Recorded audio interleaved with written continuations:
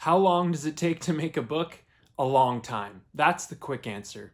The other way to talk about this is that every book is different, and every author, every illustrator is different. Every project is its own sort of mountain to climb, and it's going to take everyone a different amount of time. But that being said, books aren't made in days, they're not made in weeks, they're made in months, and more often than not, most often, it's years.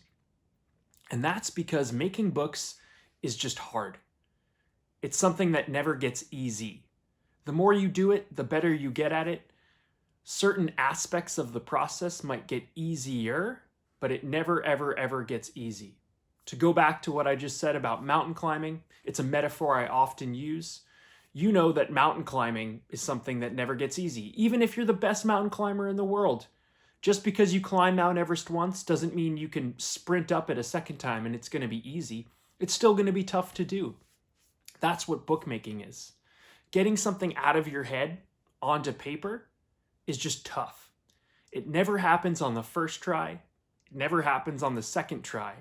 The real work of writing, of illustrating, of making books is taking that mess that you get out of your head on the first try and cleaning it up bit by bit by bit by bit by bit.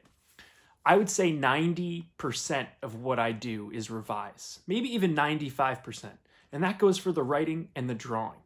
So hopefully that gives you some insight into how far from my ultimate goal, from a finished book, I am at the beginning, and just how many drafts I go through over months and over years sometimes for some books to get a book where it needs to be so that it does just what I want to do for you, the reader, and that it's good enough that you're going to want to pick it up off a shelf, take it home from the library, or spend money on it and keep in your private, personal collection, maybe forever.